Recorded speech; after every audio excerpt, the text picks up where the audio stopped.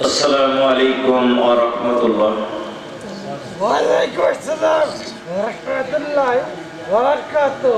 نحمده ونستعينه ونستغفره ونعوذ بالله من شرور أنفسنا ومن سيئات أعمالنا.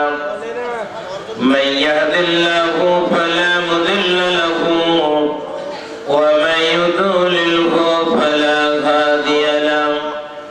ونشهد أن لا إله إلا الله وحده لا شريك له.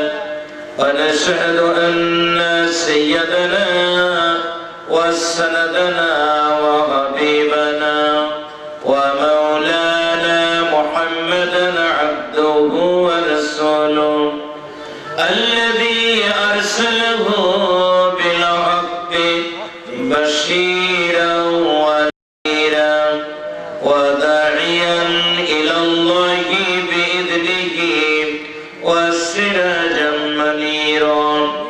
فقد قال الله تعالى في كلامه المجيد: أعوذ بالله من الشيطان الرجيم. আপনারা সকলে পড়বেন। এই ছেলেরা, চকলেট খাওয়া বন্ধ করো, সামনে দিকে আগাও, সামনে চলে আসুন। আসুন তো ভাই, আপনারা সকলে সামনে আগে আসুন তো। এই তাড়াতাড়ি আসুন, দেরি কেন?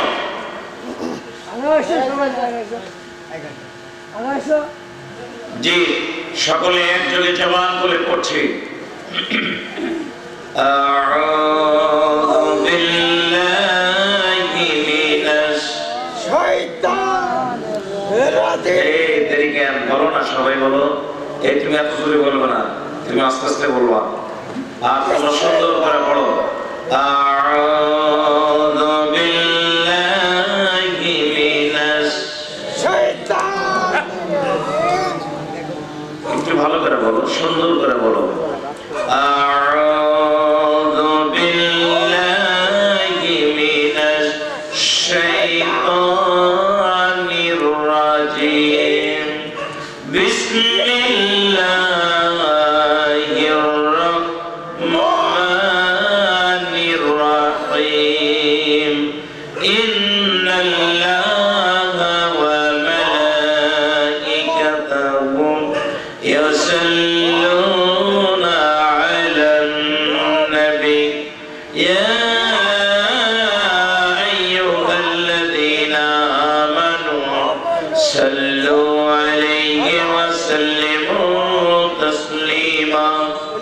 আল্লাহুম্মা সাল্লি আলা মুহাম্মাদিন ওয়া আলা আলি মুহাম্মাদ কামা সাল্লাইতা আলা ইব্রাহিম ওয়া আলা আলি ইব্রাহিম ইন্নাকা হামিদুম মাজিদ। আল্লাহুম্মা বারিক আলা মুহাম্মাদিন ওয়া আলা আলি মুহাম্মাদ কামা বারাকতা আলা ইব্রাহিম ওয়া আলা আলি ইব্রাহিম ইন্নাকা হামিদুম মাজিদ। ثم قال تعالى: إن الله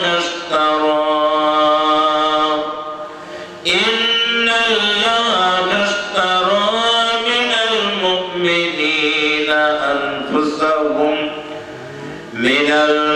المؤمنين أنفسهم وأموالهم بأن لهم الجنة. উসাইহাটা বাজার বাক্তিয়া মসজিদের উদ্যোগে আয়োজিত আজকের ইসলামী জলসার সম্মানিত সভাপতি, এই রায়ঘাটি ইউনিয়নের কৃতি সন্তান, বাংলাদেশ জামাত ইসলামী রায়ঘাটি ইউনিয়নের সম্মানিত আমির, এই অঞ্চলের ইসলামী আন্দোলনের পতাকাবাহী, ঝান্ডাবাহী সিপাহ সালার আমার স্নেহাস্পদ হযরত মাওলানা আমজাদ হোসেন, আল্লাহ রাব্বুল আলামিন তাকে ইসলামের খেদমতে, কোরআনের খেদমতে যেন কবুল ও মঞ্জুর করেন, বলুন আমিন। আমিন। আজকের এই মাহফিলে সহ সভাপতিবৃন্দ, আমি যাদের নাম দেখছি, মঞ্চে বসা আমার বড় ভাই আলহাজ মোহাম্মদ বজের আলী, বাংলাদেশ জামাত ইসলামী রায়ঘাট ইউনিয়নের অর্থ সম্পাদক, জনাব মোহাম্মদ সলিমউদ্দিন সরদার, ম্যানেজার কৃষি ব্যাংক মোহনপুর রাজশাহী, জনাব মাওলানা নাসিরউদ্দিন, সুপারিনটেন্ডেন্ট হাটরা দাখিল মাদ্রাসা, জনাব মাওলানা আব্দুল মান্নান, সহ সুপার হাটরা দাখিল মাদ্রাসা, সকল সহ সভাপতি বৃন্দদেরকে আল্লাহ কোরআনের খেদমত, ইসলামের খেদমতে যেন কবুল করেন, বলুন আমিন। আমিন। আজকের এই মাহফিলের প্রধান অতিথি রায়ঘাট ইউনিয়নের যিনি চেয়ারম্যানের দায়িত্ব রয়েছেন, প্রশাসকের দায়িত্ব রয়েছেন, উপজেলা সমাজসেবা অফিসার জনাব ইমাম হাসান শামীম, আল্লাহ রাব্বুল আলামিন তার এই বান্দাকে ইসলামের জন্য, কোরআনের জন্য যেন কবুল করেন, মঞ্জুর করেন, আল্লাহ আমিন। আমিন। আজকের এই মাহফিলের বিশেষ অতিথিবৃন্দ জনাব রাইসুদ্দিন ভাই, আলহাজ আব্দুল গফুর মৃধা, এই ইউনিয়নের সাবেক চেয়ারম্যান এবং সামনের দিনে বাংলাদেশ জামাত ইসলামী কর্তৃক নির্ধারিত চেয়ারম্যান প্রার্থী থাকবেন। বাংলাদেশ জামাত ইসলামীর উনি উপজেলার সেক্রেটারি আল্লাহ রাব্বুল আলামিন মাস্টার জনাব আব্দুল গফুর মৃধাকে যেন ইসলামের জন্য, কোরআনের জন্য কবুল করেন, মঞ্জুর করেন, বলুন আমিন। আমিন। জনাব আলহাজ রুস্তম আলী, সভাপতি 3 নম্বর রায়ঘাট ইউনিয়ন বিএনপি, রেজাউল ইসলাম, সাধারণ সম্পাদক 3 নম্বর রায়ঘাট ইউনিয়ন বিএনপি, উজ্জামান হোসেন আমার স্নেহের ছোট ভাই, সাবেক সভাপতি 3 নম্বর রায়ঘাট ইউনিয়ন বিএনপি, জনাব রমজান আলী আমার স্নেহের ভাতিজা, বিশিষ্ট ইট ব্যবসায়ী জনাব রমজান আলী, আল্লাহ পাক সকলকে কোরআনের জন্য, ইসলামের জন্য যেন কবুল করেন, মঞ্জুর করেন, বলে আমিন। আরো যাদের নাম রয়েছে বিশেষ অতিথি বৃন্দের মধ্যে বাংলাদেশ জামাত ইসলামী রায়ঘাট ইউনিয়নের সম্মানিত সেক্রেটারি, যিনি এই রায়ঘাট ইউনিয়নের প্রতিটি ঘরে ঘরে ডোর টু ডোর ইসলামী আন্দোলনে দাওয়াত নিয়ে ঘুরে বেড়ান, সাবেক ছাত্র নেতা জনাব হোসেন আলী। আর দেখছি নাম এই জায়গারই আরেকজন কৃতি সন্তান আমার বড় ভাই জনাব আতাউর রহমান মৃধা, বিশিষ্ট সমাজ সেবক। আরো নাম দেখছি ডাক্তার হাফিজুর রহমান আকন্দ, সাবেক নায়েবে আমির কিশোরহাট পৌরসভা, জনাব ফরিদউদ্দিন, সভাপতি 1 নম্বর ওয়ার্ড বাংলাদেশ জামাত ইসলামী 3 নম্বর রায়ঘাট ইউপি। সকলকে আল্লাহ কোরআনের খেদমতে, ইসলামের খেদমতে যেন কবুল ও মঞ্জুর করেন, বলছি আমিন। প্রিয় অতিথি জনাব আমার স্নেহস্পদ ইঞ্জিনিয়ার মোহাম্মদ শফিকুল ইসলাম শ্যামপুর বান্দা, আল্লাহ রাব্বুল আলামিন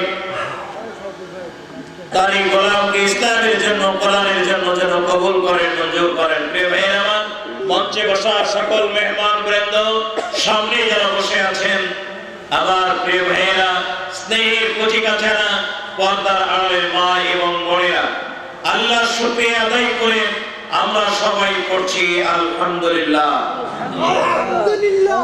দরুদ এবং তাসলিমাত প্রিয় নবী, প্রিয় রাসূল, প্রিয় নেতা জনাব মুহাম্মদুর রাসূলুল্লাহ সাল্লাল্লাহু আলাইহি ওয়াসাল্লামের প্রতি। সম্মানিত ভাইয়েরা, পর্দার আড়ালের মা এবং বোনেরা, আমি আসার সময় লক্ষ্য করলাম এই মাইক ওই মোড়ে সেটিং করা হয়েছে হর্ন, তার মানে এখানে লোক আসুক আর না আসুক, মোড়ের অনেক লোকই শুনছে। কি বলেন আপনারা? জি।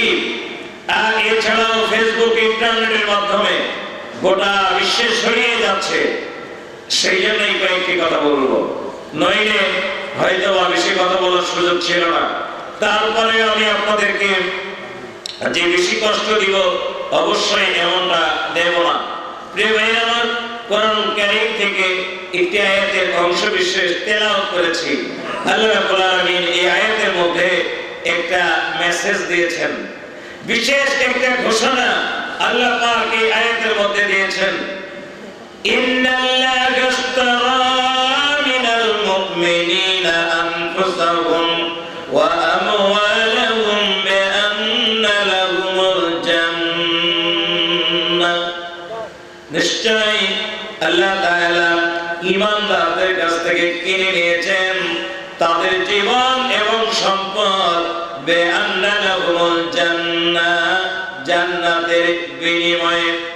যারা ঈমানের দাবিদার, এই ঈমানদারদের কাছ থেকে আল্লাহ রাব্বুল আলামিন তাদের জীবনটা, সম্পদটা জান্নাতের বিনিময়ে কিনে নিয়েছেন। কোন সুবহানাল্লাহ। আমরা যারা এই জায়গায় বসেছি, আমরা কি ঈমানের দাবিদার? যারা সামনে আছেন কথা শুনছেন না, অন্যদিকে চোখ মুখ চলে গেছে। যারা এই জায়গায় বসে আছি, আমরা কি ঈমানের দাবি করতে পারি? আমরা কি ঈমানদার এটা বিশ্বাস করি? করি না, তাই না? আমরা ঈমানদার তো নাকি? বলেন ইনশাআল্লাহ। সবাই বলেন ইনশাআল্লাহ। এই চিৎকার দিয়ে করেন ইনশাআল্লাহ। আমরা যে ঈমানদার, আল্লাহ রাব্বুল আলামিন আমাদের এই দাবিকে যেন কবুল করেন, বলুন আমিন।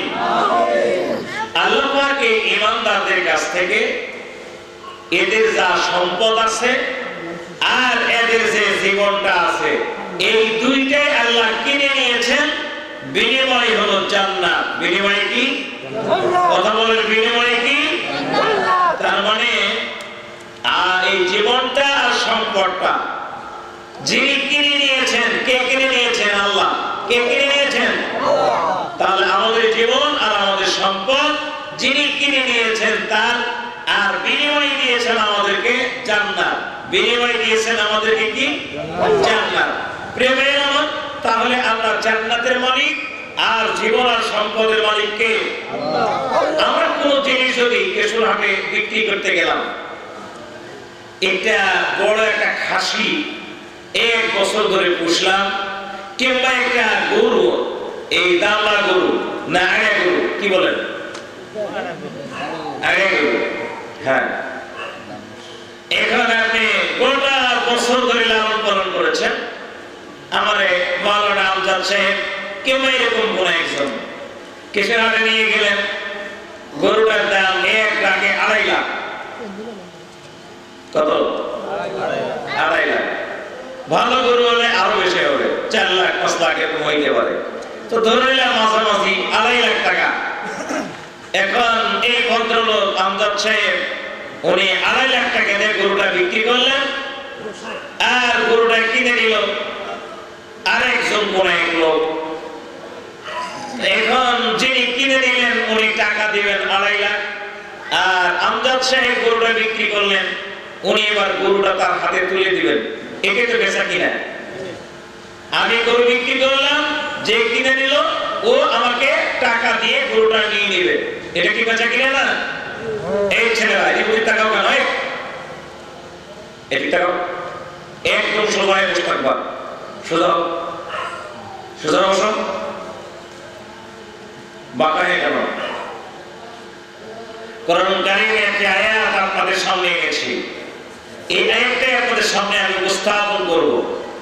আল্লাহ পাক বলছেন ঈমানদারদের কাছ থেকে, গল্প কিসের? ওই বসে থেকে কানের কাছে ফুসফুস করে গল্প করবা, আওয়াজ শুনবা, এটা হবে নাকি? আল্লাহ রাব্বুল আলামিন ঈমানদারদের কাছ থেকে কিনে নিয়েছেন তাদের জীবনটা আর তাদের যা সম্পদ আছে, এই সম্পদটা। বিনিময় কি? জান্নাত। বিনিময় কি? জান্নাত। তো আমরা হলাম, যদি বেচা কিনা করে থাকি, যদি ঈমানদার হয়ে থাকি তাহলে বেচা কিনা হয়েছে। আর যদি বেচা কিনা করে থাকি তাহলে আমাদের জীবন আর সম্পদ এই দুইটার মালিক আল্লাহ। আর আল্লাহ রাব্বুল আলামিন এর বিনিময়ে আমাদেরকে দেবেন কি? জান্নাত। কথা বলতে হবে, কি দিবেন? জান্নাত। তো আল্লাহ রাব্বুল আলামিন দুনিয়ায় তো আমাদেরকে জান্নাত দেন নাই, দিয়েছেন? দুনিয়ায় জান্নাত দেন নাই, জান্নাত তো হবে মরার পরে। বেঁচে থাকতে কি কেউ জান্নাত পায়? না, বেঁচে থাকতে কেউ জান্নাত পাবে না, জান্নাত পাবে মরার পরে। এই বিক্রিটা হলো কিছুটা মানে কি বলবো, বাকিতে বেচা কিনা। আমি কিশোরে গেলাম, এক দোকানে গেলাম কিছু বাজার করার জন্য, দেখতেছি ওই দোকানে কিছু মাল কিনলাম, আমার কাছে অত টাকা নেই, কিছু বাকি রাখলাম, কিংবা গোটাই বাকি রাখলাম। এই বাকিতে তো বেচা কিনা আমরা করি না? তাহলে রব্বুল আলামিন আমাদের কাছে যে জীবন এবং সম্পদটা নিয়েছেন, এটাও কিন্তু আল্লাহ নেন নাই, আমাদের কাছে রেখে দিয়েছেন। আর যে বেচা কিনাটা, এই জান্নাতটা আল্লাহ তার কাছে রেখে দিয়েছেন। প্রিয় ভাইয়েরা আমার, ঈমান হচ্ছে এই জিনিসই। আল্লাহকে না দেখে, জান্নাতকে না দেখে, জাহান্নামকে না দেখে যারা বিশ্বাস করবে তারাই হলো ঈমানদার।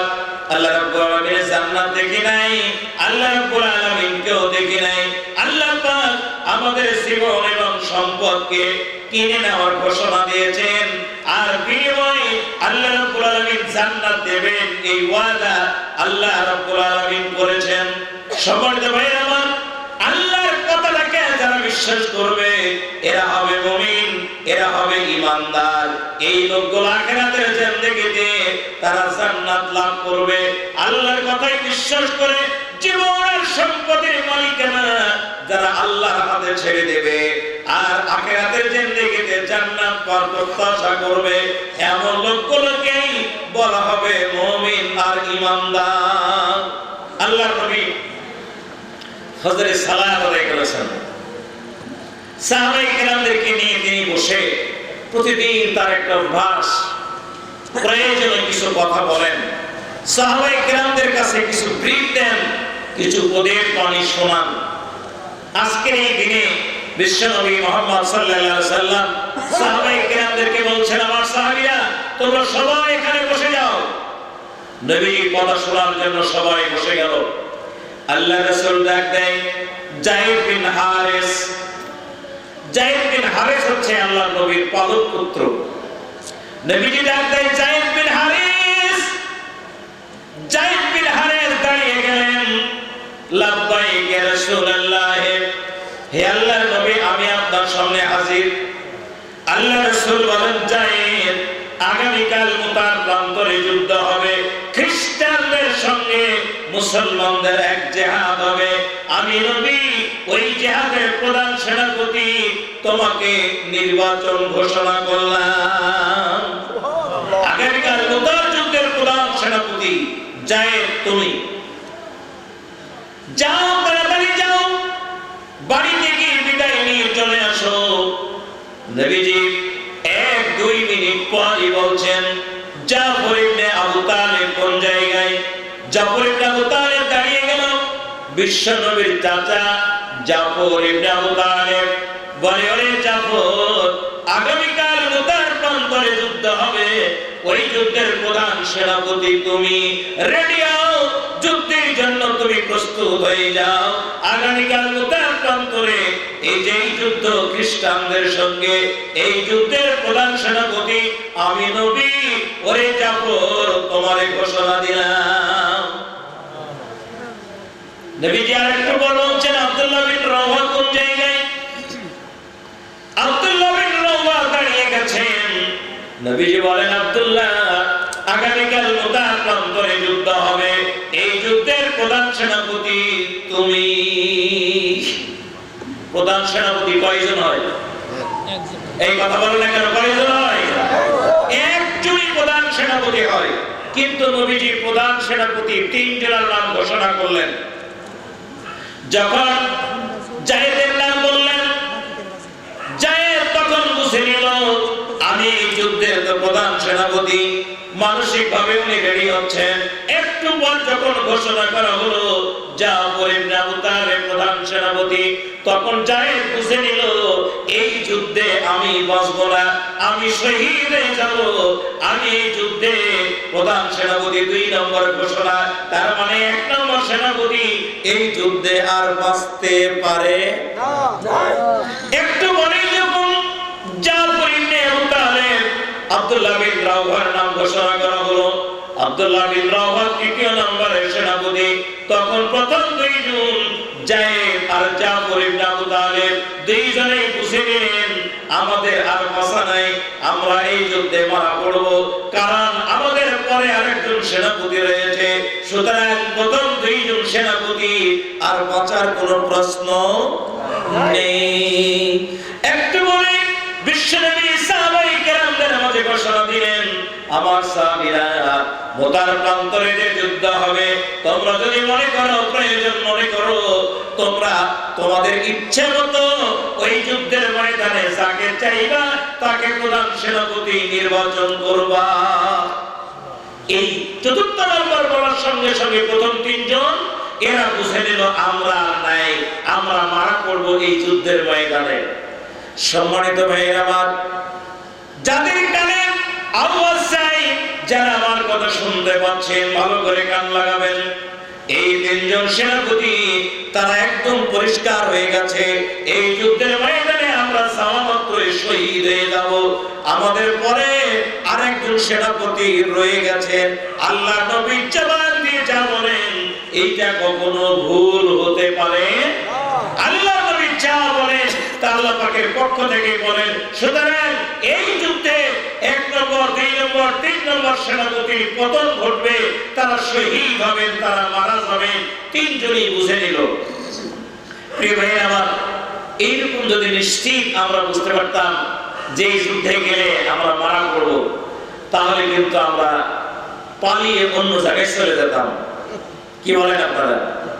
যদি আমরা বুঝি কেশরহাটের মিছিলে গেলে পুলিশ তো আমাদেরকে গুলি করে মেরে ফেলবে, ইতিপূর্বে যে ঘটনাগুলো ঘটছিল, আমরা কিন্তু ওই মিছিলে যাইব না, আর না যাওয়ার লোকের সংখ্যাই বেশি। কথা বলেন ঠিক কিনা?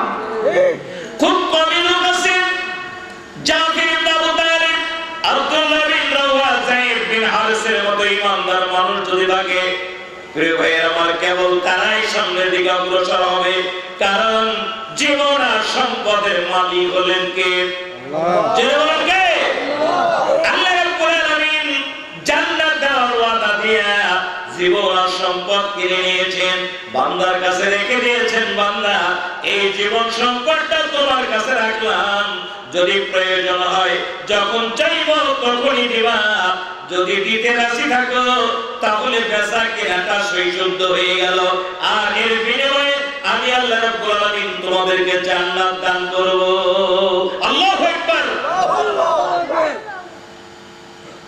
আল্লামা দেওয়ান হোসেন সাঈদী, জগৎ বিখ্যাত, বিশ্ববিখ্যাত, বিশ্বনন্দিত প্রথিতযশা আলেম দ্বীন, তাকে এক সময় হুমকি দেওয়া হয়েছিল, স্যার আপনি আগামীকাল যে তাফসীর মাহফিল ওইখানে আপনি যাবেন না, আপনাকে গেলে তারা মেরে ফেলবে, ষড়যন্ত্র করা হচ্ছে।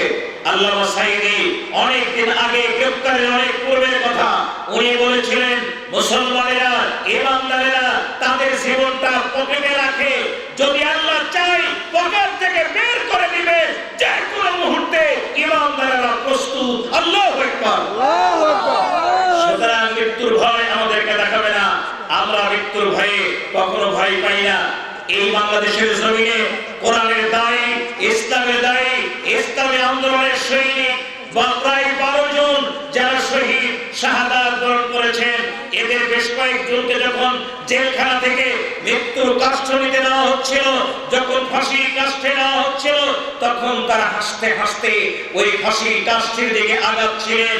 আর সামনে স্ত্রীকে দেখতে পেয়ে আল্লাহর এক গোলাম বলেছিলেন, বিবিরে ভয় পেও না, আমি এমন এক জায়গায় যাচ্ছি যেই জায়গায় গেলে আল্লাহর জান্নাত নিশ্চিত। জেনে রাখো, আল্লাহর জান্নাতের সিঁড়িতে তুমি আর আমি, আমরা স্বামী স্ত্রীকে আল্লাহ রাব্বুল আলামিন সাক্ষাৎ করিয়ে দিবেন। এমন প্রত্যাশা কারা বলতে পারে? এমন প্রত্যাশা কারা ব্যক্ত করতে পারে? এমন প্রত্যাশা তারাই ব্যক্ত করতে পারে যারা নিজেদের জীবনটা আর সম্পদটা আল্লাহকে দিয়ে দিতে পেরেছে। প্রত্যাশা হলো এর বিনিময়ে পেতে চাই জান্নাত, এর বিনিময়ে কি পেতে চাই? আল্লাহ। হযরত যায়েদ বিন হারিসকে বিশ্বনবী তার গায়ে বলে, যায়েদ যাও বাড়িতে গিয়ে বিদায় নিয়ে আসো। হযরত জায়েদ দাঁড়িয়ে গেলেন, বলেন ইয়া রাসূলুল্লাহ, আপনি তো আমার পালক পিতা, আপনি আমাকে আদেশ করেছেন, আর আপনি যে আদেশ করেছেন তা আমার আম্মা জান আয়েশা রাদিয়াল্লাহু তাআলা আনহা তিনি তো ওই যে পর্দার আড়ালে জানালার ভিতর থেকে কথাগুলো শুনছেন। সুতরাং বিদায় তো হয়ে গেল, বাবা আদেশ করেছে, মাও শুনছে, আর দ্বিতীয়বার বলার দরকার নাই। আমি এইখান থেকে যুদ্ধের ময়দানে রওনা দেব। সুবহানাল্লাহ। জয় কোন আল্লাহু আকবার, আর জয় কোন আল্লাহু আকবার। হযরত জাফর ইবনে আবু তালিব বিশ্বনবী বলেন, যাও বাড়িতে যাও, আব্দুল্লাহ বিন রাওহা যাও বাড়িতে যাও, বিদায় নিয়ে আসো। হযরত জাফর ইবনে আবু তালিব চলে গেলেন বাড়িতে। বাড়িতে প্রবেশ করলেন, স্ত্রীর সামনে দাঁড়ায় স্ত্রীকে বলে, বিবি তুমি একটু সামনে আসো, একটু কথা বলবো। বলে, স্বামী কি জানি বলবেন, এমন ভাবে তো আপনি কোনোদিন কথা বলেন না, বলেন আপনি কি বলবেন। হযরত জাফর বলেন, বিবিরা আল্লাহর নবী এক্ষুনি বললেন, তাই তোমার কাছে বিদায় নেওয়ার জন্য এসেছি। বলে, কিসের বিদায় নেওয়ার জন্য আসলেন? হযরত জাফর ইবনে আবু তালিব বলেন, বিবি আগামীকাল মুতার প্রান্তরে যুদ্ধ হবে, ওই যুদ্ধের প্রধান সেনাপতি আল্লাহর রাসূল আমার নাম ঘোষণা করেছেন।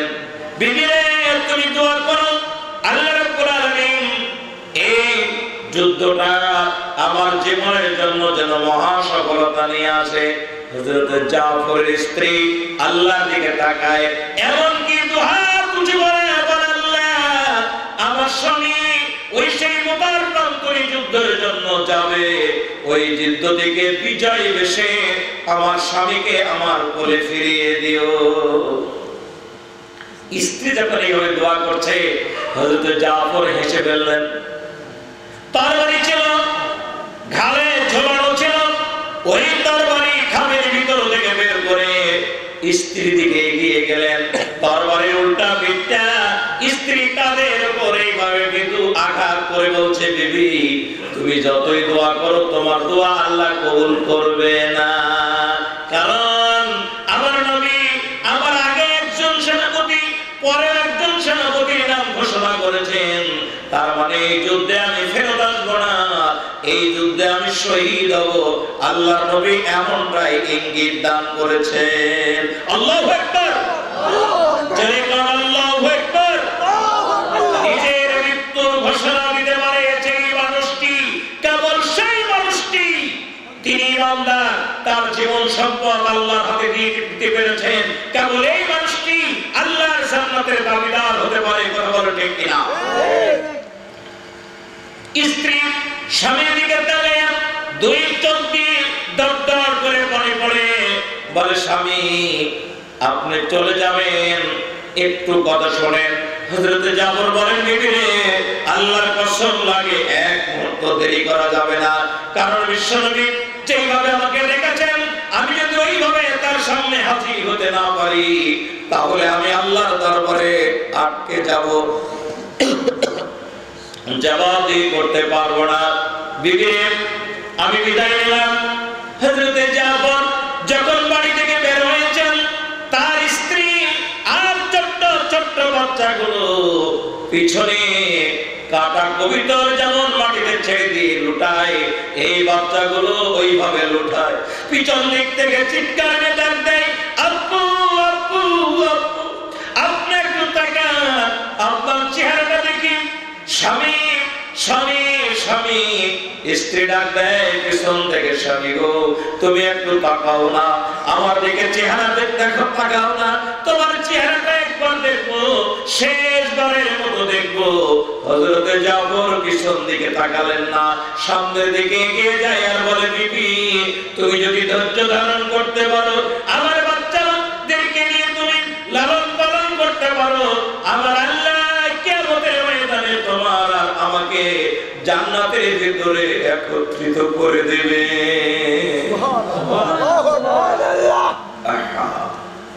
হযরত আব্দুল্লাহ বিন রাওহা তিনি বাড়িতে গেছেন। ওই দিন ছিল আব্দুল্লাহ বিন রাওহার বিবাহের প্রথম দিন, বাসর রাত্রি। আব্দুল্লাহ বিন রাওহা দরজায় দাঁড়ায় স্ত্রীকে বলছে, বিবি, তার স্ত্রী বাসর রাতের জন্য রেডি, স্বামী আসবে, স্বামীকে নিয়ে আজকে বাসর রাত হবে।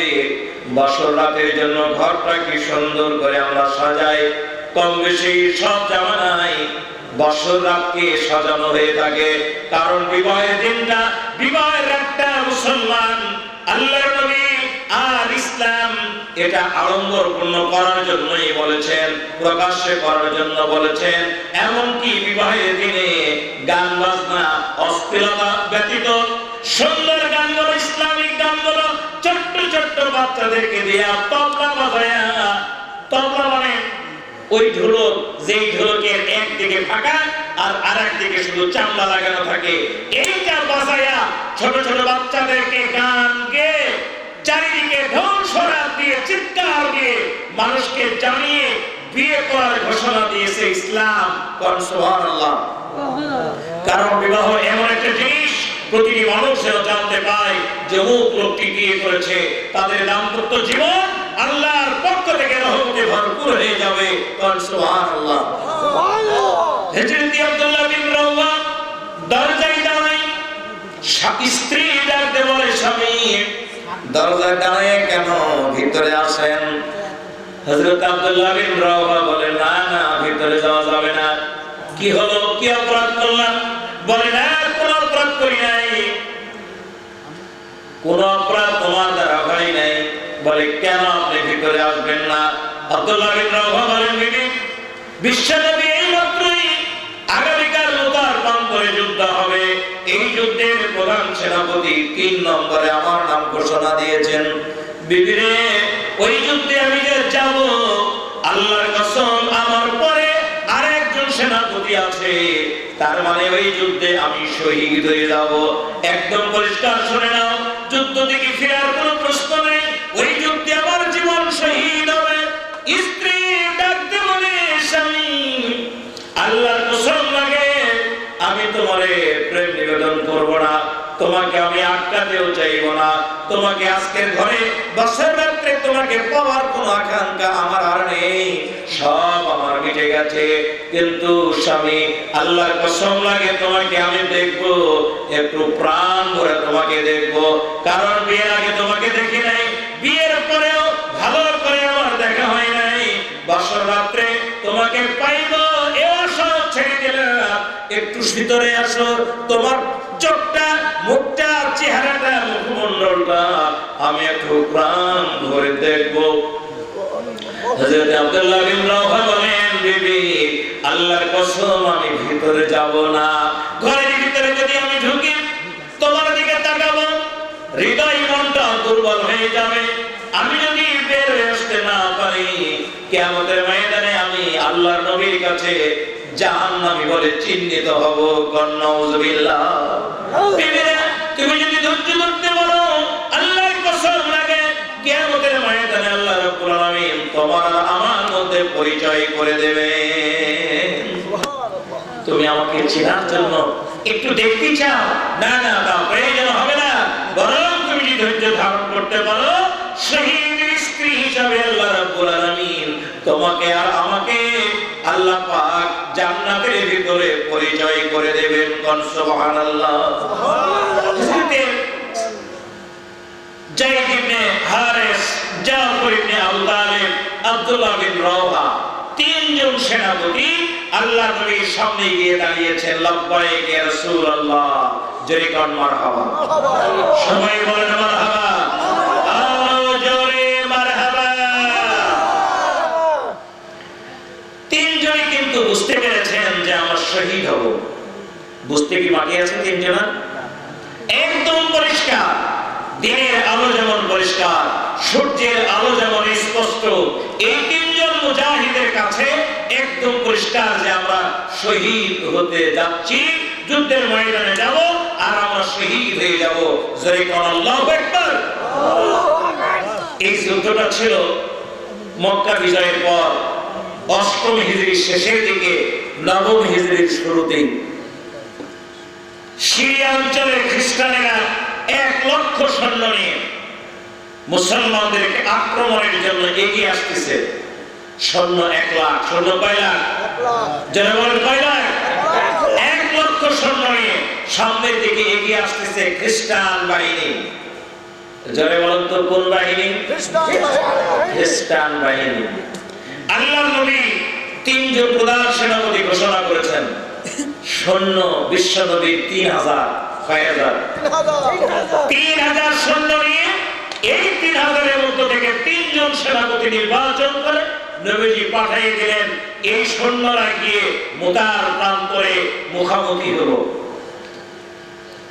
বড় চমৎকার কথা। মুসলমানদের জন্য পৃথিবীর ইতিহাসে যে কথাটা স্বর্ণাক্ষরে লেখা আছে, ভালো করে কান লাগিয়ে শুনবেন। ইমানদার কাকে বলা হয়? প্রিয় ভাইরা, বর্তমান ফিলিস্তিন আমরা লক্ষ্য করে দেখছি, ফেসবুক ইন্টারনেটে আমরা দেখছি, ফিলিস্তিনে ইহুদিরা মুসলমানদেরকে মেরে মেরে মুসলিম জনবসতি একদম ধ্বংস করে দিল। কি বলেন, ঠিক কিনা? ফিলিস্তিনের জমিনে বোমা মেরে মেরে ফিলিস্তিনের সকল বিল্ডিং গুলো ভেঙে মাটির সঙ্গে মিশিয়ে দিয়েছে। সব পুড়ে ছারখার হয়ে গেছে। বিগত 2 বছরে 50,000-এর বেশি মুসলমান, ফিলিস্তিনি মুসলমানকে ইহুদিরা হত্যা করেছে। আপনাদেরকে জানতে হবে এই কথাটা, খুবই ভালো করে জানতে হবে। ফিলিস্তিন ছিল মুসলমানদের আবাদ ভূমি, ফিলিস্তিন ছিল মুসলমানদের জন্মভূমি, ফিলিস্তিন ছিল মুসা আলাইহিস সালামের জন্মস্থান, জন্মভূমি। এই ফিলিস্তিন দাউদ আলাইহিস সালামের জন্মভূমি। এই ফিলিস্তিন হযরতে সুলাইমান আলাইহিস সালামের জন্মভূমি। এই ফিলিস্তিনে ইব্রাহিম আলাইহিস সালামের কবর। এই জমিনে হযরতে মুসা আলাইহিস সালামের কবর। এই জমিনে হযরতে মরিয়ম আলাইহিস সালামের জন্ম, ইয়াহইয়া আলাইহিস সালামের জন্ম, জাকারিয়া আলাইহিস সালামের জন্ম। এই জমিনে ঈসা আলাইহিস সালামের জন্ম। তার মানে এই ফিলিস্তিনের জমিন দুনিয়ার সমস্ত নবী রাসূলদের জমিন। আল্লাহু আকবার। সম্মানিত ভাইরা, আমাদের নবী মুহাম্মদ সাল্লাল্লাহু আলাইহি সাল্লাম তিনি ফিলিস্তিনের মসজিদে মসজিদুল আকসায় দুনিয়ার সমস্ত নবী রাসূলদেরকে নিয়ে সালাত আদায় করেছিলেন। এরপরে আল্লাহর নবী মিরাজে গিয়েছিলেন। নবীজি যেই মসজিদে ইমাম, আর দুনিয়ার সমস্ত নবী রাসূলেরা আল্লাহর নবীর পিছনে মুত্তাকি হয়ে যেই জায়গায় সালাত আদায় করলেন। আপনাদের কাছে প্রশ্ন, আপনাদের কাছে জবাব চাই, এই জমিন, এই মসজিদ, এই জায়গা মুসলমানদের জায়গা। কথা বলেন ঠিক কিনা? দখল করেছে 1945 সালে ইহুদিরা। কারা দখল করেছে? ইহুদিরা। হিটলার 60 লক্ষ ইহুদিকে হত্যা করেছিল। হিটলার কয় লক্ষ ইহুদিকে হত্যা করেছিল? 8 লক্ষ। হিটলারের অত্যাচারে এই ইহুদিরা পৃথিবীর কোন জায়গায় আশ্রয় পায় না, পালিয়ে বেড়ায়। ফিলিস্তিনের মুসলমানেরা ইহুদিদেরকে বলল, ভাই আপনারা আমাদের দেশে একটু আশ্রয় নেন, একটু থাকেন, আপনাদেরকে থাকার জায়গা দিচ্ছি। আপনার গ্রামের কোন লোক যদি আপনার বাড়িতে আশ্রয় চায়, সে যদি হিন্দু হয়, তার বিপদে আপনি আশ্রয় দিবেন না? এই কথা বলেন না কেন? আশ্রয় দিবেন না?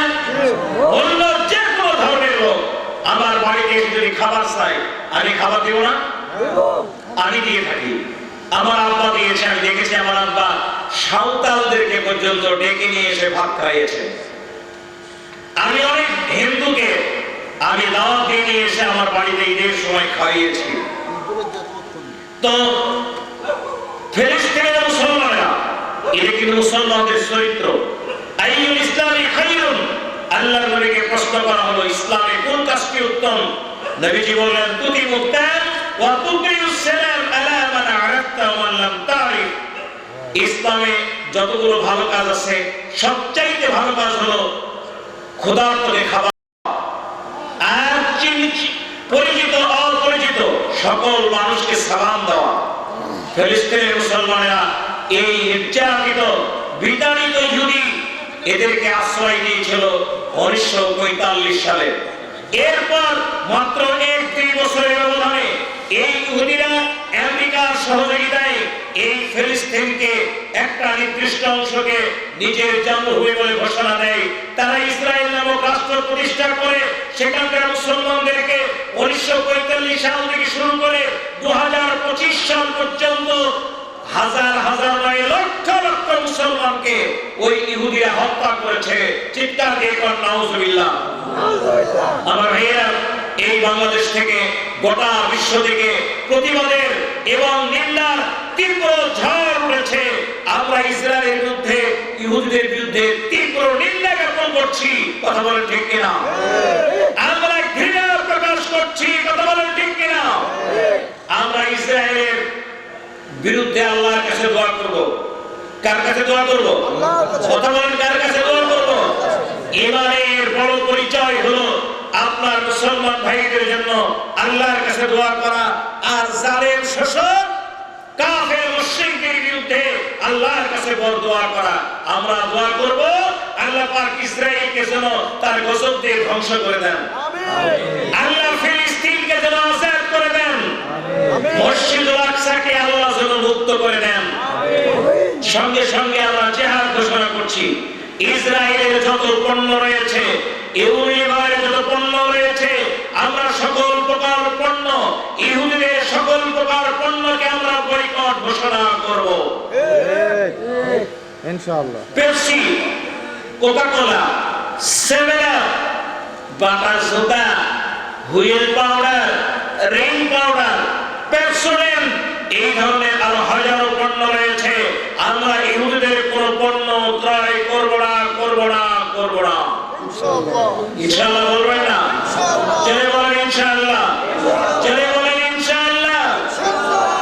ফিলিস্তিনের মুসলমানেরা তারা বুক পেতে দিচ্ছে।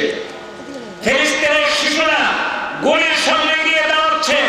ফিলিস্তিনের নারী আর পুরুষ, আবাল বৃদ্ধ বনিতা, তারা বুকে তপ্ত রক্ত ঢেলে দিয়ে জন্মভূমিকে উদ্ধারের জন্য চেষ্টা করছে। আল্লাহ, ও আল্লাহ, তুমি ফিলিস্তিনকে আজাদ করে দাও।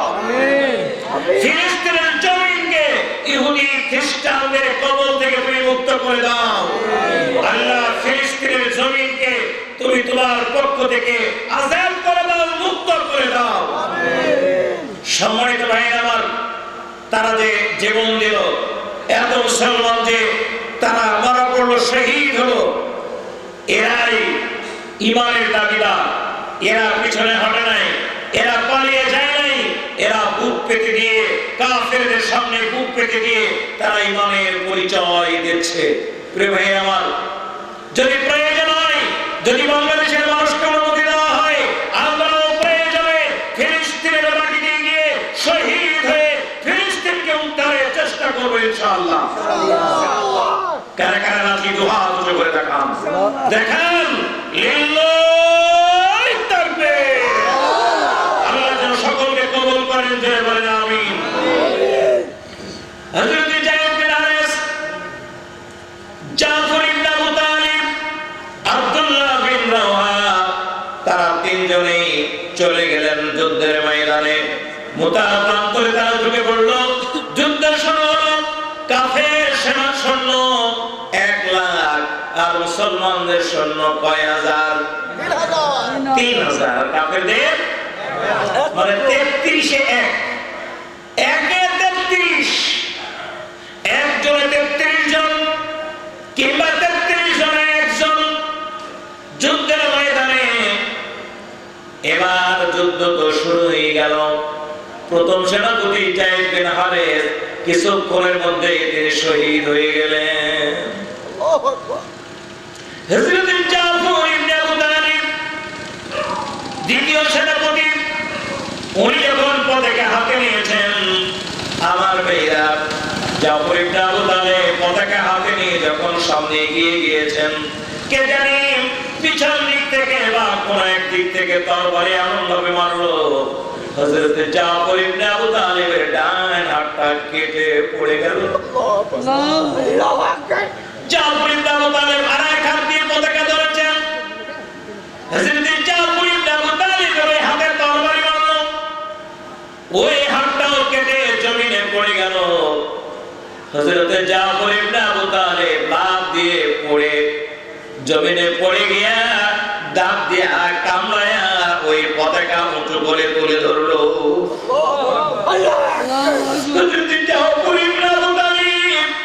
জমিনে পড়ে গিয়া দাঁত দিয়ে কামড়ায়া ইসলামের পতাকা উঁচু করে তুলে ধরলো।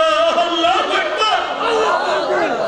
তার বাড়ি কে জানি জাফর ইবনে আবু তালেবের গর্দানে মেরে দিয়েছে। এমন ভাবে তরবারি মারলো বডিটা কাল্লাটা দুইটা আলাদা হয়ে গেল। আল্লাহর কসম, হযরত জাফর ইবনে আবু তালেবের মাথাটা আলাদা হয়ে গেল, বডি থেকে তার মাথা আলাদা হয়ে গেছে, কিন্তু তখন পর্যন্ত ইসলামের পতাকা দাঁতে কামড়ায়া উঁচু করে ধরে আছে।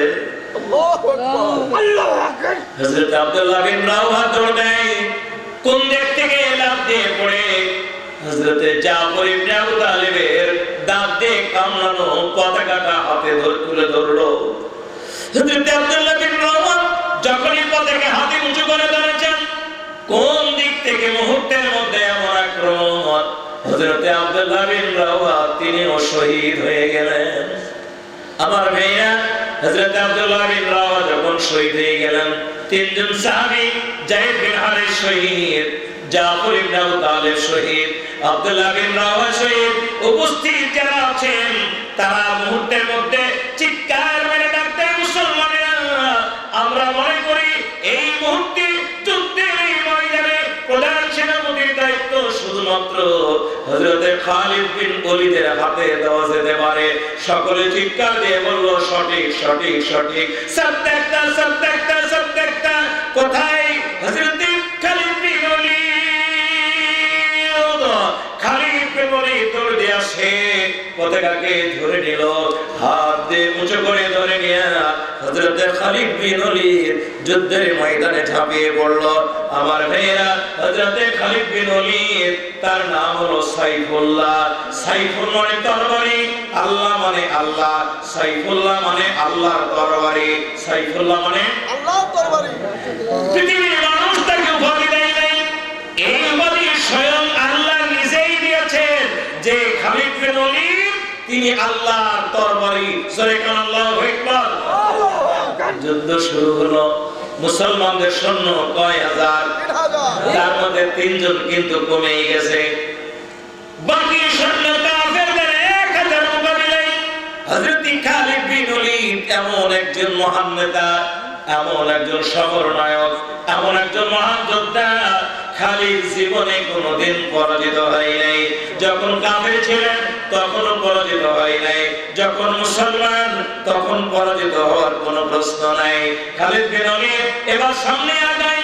প্রথমে যুদ্ধ শুরু করা মাত্রই খালিদের হাতে যে তরবারি, ওই তরবারিটা ভেঙে গেল। পিছন থেকে একটা তরবারি সাপ্লাই দেওয়া হলো, যুদ্ধ আবার শুরু করলেন। যুদ্ধ চলতে চলতে আবার তরবারি ভেঙে গেল, পিছন দিক থেকে তরবারি সাপ্লাই দেওয়া হলো, আবার তরবারি ভেঙে গেল, পিছন দিক থেকে সাপ্লাই দেওয়া হলো, আবার তরবারি ভেঙে গেল, পিছন দিক থেকে সাপ্লাই দেওয়া হলো, আবার ওটাও ভেঙে গেল, আবার সাপ্লাই দেওয়া হলো, তাও ভেঙে গেল, আবার সাপ্লাই দেওয়া হলো, তাও ভেঙে গেল, আবার সাপ্লাই দেওয়া হলো, তাও ভেঙে গেল। তরবারি মোট ভাঙা পড়লো কয়টা? জোরে বলেন, আরো জোরে, আরে সবাই বলো, চলছে বলো। হযরত খালিদ তার হাতে আটটা তরবারি যখন ভেঙে গেল, আর একটা তরবারি তার হাতে এবার সাপ্লাই দেওয়া হয়েছে। যুদ্ধ চলছে, মুসলমানদের হাতে এক নয় দুই নয়। আমার ভাইরা, ওই মোতার প্রান্তরে 70,000 কাফের 3,000-এর মুখে মারা পড়েছে। যারে আল্লাহু আকবার, 3,000 কাফের হাতে মারা পড়েছে 70,000। আল্লাহু আকবার। ধরা পড়েছে অসংখ্য সৈন্য, পালিয়ে গেল বাদবাকিরা। যুদ্ধ মুসলমানদের হাতে এক মহান বিজয়। মোতার ময়দানে অসংখ্য এই সাহাবীরা তারা জীবন দিল, শহীদ হলো, কাফের বেঈমানদেরকে হত্যা করলো। 3,000 মুসলমানের হাতে 1 লক্ষ কাফের বেঈমান পরাজিত হলো। সুবহানাল্লাহ। জোরে বলো আল্লাহু আকবার। আল্লাহর নবী জনাবে মুহাম্মদুর রাসূলুল্লাহ সাল্লাল্লাহু আলাইহি সাল্লাম স্বপ্নে দেখছেন, বিশ্বনবী স্বপ্নে দেখছেন হযরত জাফর ইবনে আবু তালিব জান্নাতের মধ্যে উড়ে বেড়াচ্ছে, দুইটা হাত তার কেটে ফেলা হয়েছিল, এই দুই হাতে একেবারে আল্লাহ দুইটা পাখা দান করেছেন। সুবহানাল্লাহ। হযরত জাফর ইবনে আবু তালিবকে বিশ্বনবী ডাক দেয়, রে জাফর দিকে এগিয়ে আসো, তুমি যে জান্নাতের ভিতরে দুইটা পাখা লাভ করলে কেমনে তুমি পাইলা? বলে ইয়া রাসূলুল্লাহ, যুদ্ধের ময়দানে আমাকে কাফেররা দুইটা হাত কেটে ফেলেছিল, এর বিনিময়ে আল্লাহ রাব্বুল আলামিন আমাকে দুইটা পাখা দান করেছেন, যেন জান্নাতের সব জায়গায় এই পাখার উপর ভর করে আমি মুহূর্তের মধ্যে ঘোরাঘুরি করতে পারি। ও জাফর, বিশ্বনবী ডাক দেয়, জাফর তুমি কি খুশি? বলে হ্যাঁ আমি খুশি। বলে তুমি আর কি চাও? রে জাফর তুমি কি চাও? জাফর বলেন, ইয়া রাসূলুল্লাহ, আমি আমার আল্লাহর কাছে এই জান্নাতের মধ্যে অন্য কিছু চাই না, আমি একটা জিনিস চাই, যদি আমার আল্লাহ আমাকে দেন তাহলে আমি বড়ই খুশি হব। আমার আল্লাহ যদি আমাকে আরেকবার দুনিয়ায় পাঠাইতো, আমি জাফর ইসলামের জন্য আরেকবার জীবন দিয়ে দিতাম। ইসলামের জন্য জীবন দেওয়া এত যে স্বাদের, এত যে মিষ্টি, এত যে মধুময়, এইটা বুঝি নাই। আমার আল্লাহ যদি আমার প্রতিটি লোমে লোমে একটা করে জীবন দিত, আমি ইসলামের জন্য সবগুলো শহীদ করে দিতাম। আল্লাহু আকবার। সম্মানিত ভাই আমার, সম্মানিত বোন আমার, ইসলামের জন্য যারা জীবন দেয় আল্লাহ পাক তাদেরকে পুরস্কার ঘোষণা করেছেন 6টা। কয়টা? 6টা। লিশাহিদি ইন্নাল্লাহি তাআলা সিত্তু কিসালিন ইউকর লাহু ফিহা ওয়ালাদুফা ওয়া ইউরা মাকাদাহু মিনাল জান্নাহ ওয়া ইউজারু মিন আযাবিল কবর ওয়া ইউমানু মিন ফাজিল আকবার ওয়া ইউজাউ আলা রাসিহি তাজাল ওয়া কারিম ইয়াকুদাহু ওয়া ইউজাওয়াজু সিনতাইন সাবিনা জাওদাতান মিনাল হুরিন ওয়া ইউশাফাউ সাবিনা মিন আকরাবা। আল্লাহু আকবার। আল্লাহ রাব্বুল আলামিন 6টা পুরস্কারের ঘোষণা দিয়েছেন, যারা জীবন দেয় ইসলামের জন্য। এই স্পেশাল পুরস্কার কয়টা? 6টা। বললো বলেন। আপনাদের কষ্ট হয় না? না, বলেন। কে বলছে কষ্ট হয় না? বলেন।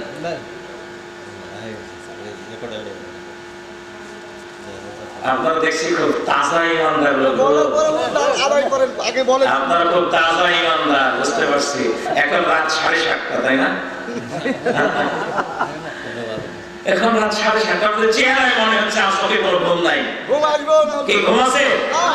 না। আসলে কোনো ঘুম নাই, একদম তাজা হয়ে গেছেন। আল্লাহ পাক আপনাদের সকলকে জান্নাতি বলে কবুল করুক, বলুন আমিন। সবাই বলেন আমিন। 10 মিনিট টাইম দেন, এই হাদিসের অর্থ বলবো ইনশাআল্লাহ। ইনশাআল্লাহ। তেলাওয়াত করেছি, এই হাদিসের অর্থ বলবো ইনশাআল্লাহ। কয়েকটা মিনিট টাইম আমি কয়েকটা আদায় করে নিয়ে আবার সামনে এগিয়ে যাব। প্রিয় ভাইরা আমার, সম্মানিত মা বোন, মসজিদ কার ঘর? আল্লাহ।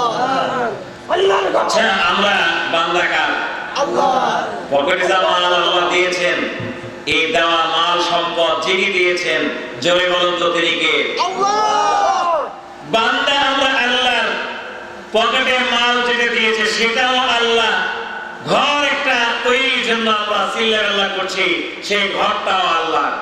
তো এই আল্লাহ বলেছেন, বান্দা আমার দেওয়া টাকা তোমরা যারা আমার ঘর নির্মাণে খরচ করবে, আমি আল্লাহ রাব্বুল আলামিন তাদের জন্য জান্নাত বানিয়ে দেব।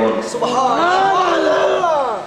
আল্লাহর দেওয়া জান্নাত কেউ যদি পেতে চায়, মান বানা লিল্লাহি মাসজিদান বানাল্লাহু লাহু বাইতান ফিল জান্নাহ, যে ব্যক্তি আল্লাহর ঘর মসজিদ বানাবে, আল্লাহ রাব্বুল আলামিন তার জন্য জান্নাতের মধ্যে ঘর বানিয়ে দেবেন। আপনারা অনেক দান করেছেন, আমরা দান করি, তাই না? আমরা বাড়িতে গিয়ে গল্প মারছি। কি গল্প? যে একটা ফকিরকে 100 টাকা দান করলাম। দান মানে কি জানেন? কারো অভাব পূরণের জন্য কিছু দেওয়াকে বলা হয় দান, ঠিক না? একটা গরিব লোক আসছে চিকিৎসার জন্য, 500 টাকা দিলাম, দিয়ে আমি যে গল্প করছি বন্ধুর কাছে, ও কে আমি 500 টাকা দান করছি ভাই, তার মানে ওর অভাব পূরণের জন্য আপনি 500 টাকা দান করেছেন। আমরা কিন্তু মসজিদ বানানোর সময় আবার যদি 5,000 10,000 টাকা দিয়ে যে আমরা গল্প করি যে মসজিদে 5,000 টাকা দান করলাম। হুজুর ওয়াজ করার সময় কয় যে অমুক লোক 500 টাকা করলো দান, কবুল করো সুবহান, বলি না? এখানেও দান। আচ্ছা, দান মানে কি বললাম? দান মানে কারো অভাব বা প্রয়োজন পূরণে যেটা দেওয়া হয় সেটাকে বলা হয় দান। তো মসজিদে আপনি যে দান করলেন, মসজিদ ক্ষতি? কথা বুঝেন নাই? আল্লাহ কি খুব অভাবগ্রস্ত? আল্লাহর ঘর বানানোর জন্য খুবই অভাবী হয়ে গেছে আল্লাহ, তাই আমরা কিছু টাকা দান করলাম, এই তো। আচ্ছা, আপনি একটা বাড়ি বানাচ্ছেন, তা আল্লাহ একটা বাড়ি বানালো। এই বাড়ি বানানোর সময় বাড়ি বানাইয়া টানাইয়া শ্বশুর বাড়ি যায় বলছে, আমি একটা বাড়ি বানাইছি, এই বাড়ি বানাইতে 20 লাখ টাকা আমি দান করেছি, এরকম বলে না? কি বলে যে আমি 20 লাখ টাকা খরচ করে বাড়ি বানাইছি, 50 লাখ টাকা খরচ করে বাড়ি বানাইছি, 1 কোটি টাকা খরচ করে বাড়ি বানাইছি, এইটা বলি না? আবার বাড়ি বানানোর জন্য দান করেছি, এ কথা বলি আমি? না, কখনো বলি না। দান কথা হলো ভিক্ষুককে, কোন অভাবগ্রস্তকে তার প্রয়োজন পূরণে যা দেওয়া হয় সেইটা হলো দান। আর আমার প্রয়োজনে সেইটা আমি দিই, এটা হলো খরচ করা, এটা হলো ব্যয় করা। মসজিদে আপনি যা দান করবেন এটা দান না, এটা দানটা, এই ব্যয়টা হলো নিজের জন্য, জান্নার পাওয়ার জন্য এই ব্যয়, আল্লাহর খুশির জন্য এই ব্যয়, নবীর খুশির জন্য এই ব্যয়, আল্লাহর অভাব পূরণের জন্য এই টাকা আমরা দেই না। কথা বলেন ঠিক কিনা? ভাষা চেঞ্জ করতে হবে, আমাদের কথা চেঞ্জ করতে হবে। আমরা মসজিদে দান করি, এইটা দান নয়, বরং নিজেদের মুক্তির জন্য, কল্যাণের জন্য আমরা মসজিদে অর্থ ব্যয় করে থাকি। মসজিদে যা দিই এটা আমার প্রয়োজনেই দিই। কথা বলেন ঠিক কিনা? আমার বাড়ি বানাই সেই কারণে অর্থ ব্যয় করি, একই কারণে মসজিদে অর্থ ব্যয় করব, নিজের কল্যাণে জান্নাত পাওয়ার জন্য অর্থ ব্যয় করব। প্রিয় ভাইরা আমার, আমি আপনাদের কাছে আরজ করব, যদি এমনটাই বুঝ থাকতো তাহলে 5 কেজি 10 কেজি ধান এই মসজিদে দিয়া পাগলের মতো দৌড়াদৌড়ি করতাম না, বরং পাগল হয়ে যেতাম জীবন দেওয়ার জন্য। যায়েদ বিন হারেস, আব্দুল্লাহ বিন রাওয়া, জাফর ইবনে আবু তালেব তারা দৌড়ে যুদ্ধের ময়দানে গিয়েছিলেন। ঠিক একইভাবে এই মসজিদ বানানোর জন্য 50,000, 1 লাখ, 2 লাখ টাকা নিয়ে আমরা দৌড়াইতাম। জমি বেচতাম গোপনে, গরু বেচতাম গোপনে, জমি কট রাখতাম। আমি বন্ধুর কাছ থেকে ঋণ নিতাম, বড় বড় ঋণ নিয়া, বড় বড় টাকা দিয়া। কেউ বলতো আমার যা মসজিদ বানাইতে যা লাগবে সব টাকা আমি দিয়ে দিব, এমনটা দৌড়াদৌড়ি করতো। চাঁপাইনবাবগঞ্জ এক জায়গায় মাহফিলে গেছি, ভুলে গেলাম জায়গার নামটা। তো ওয়াজ করছি, এক লোক এই আপনার মোবাইল এসে বলছে, হাজি ভাই একটু কথা বলেন জি। আমি বলছি কি হয়েছে জি? কথা বলেন না, আমাদের ইঞ্জিনিয়ার সাহেব কথা বলবে। তা আমি একটু ইয়াকি করলাম, দেন ফের একটু কথা বলে নিয়েছি। তো ফোন যখন ধরেছে কানে, তো ইঞ্জিনিয়ার সাহেব একজন ওই যে ময়মনসিংহ কৃষি বিশ্ববিদ্যালয়ে উনি চাকরি করেন। তো একজন ইঞ্জিনিয়ার, উনি বলছেন, হুজুর এই মসজিদ বিনির্মাণে আপনি আমার কাছে কি চান, কয় টাকা চান? তা আমি তো এত বড় বোকা না, যার কাছে চাইবো যে 1 লাখ 2 লাখ দেন। আমি বলছি, ভাই আপনি তো ইঞ্জিনিয়ার মানুষ, আপনি খুবই চৌকস মানুষ, বুদ্ধিমান মানুষ, এদেশে আপনি 1 নম্বরের নাগরিক, আপনি কয় টাকা আল্লাহকে দিয়ে খুশি হবেন এটা আপনার ব্যাপার। আপনি ঘোষণা দেবেন আর আমি দোয়া করব। বলেন আপনি কয় টাকা দিবেন, আল্লাহ খুশি করবে। তো লোকটা বলছে যে এই মসজিদ বানাইতে যা টাকা লাগবে তার 80% টাকা আমি দেব, সুবহানাল্লাহ, আর জনগণ দিবে 20%। তো আমি জিজ্ঞেস করলাম এই মসজিদ বানাইতে কত টাকা লাগবে? তো উনি বললেন আমার হিসাব মোটামুটি 3 কোটি। কয় কোটি? 3 কোটি। তো 80% যদি দেয় তাহলে তো প্রায় 2.25 কোটি টাকা। আমি বললাম ভাই 2.25 কোটি টাকা? তো বলছে ইনশাআল্লাহ দিয়ে দেবো। ইনশাআল্লাহ। কয় টাকা বললাম? 2.25 কোটি। 2.25 কোটি। এই কয় টাকা বললাম? 2.25 কোটি। তো আমি বাদ বাকি এবার 75 লাখ টাকা কালেকশনের জন্য টান মারলাম। আল্লাহু আকবার। তো দেখলাম 75 লাখ টাকা অলরেডি হয়ে গেছে। সুবহানাল্লাহ। বলুন আলহামদুলিল্লাহ। আলহামদুলিল্লাহ। তাহলে জালসা কয়টা লাগলো? একটা।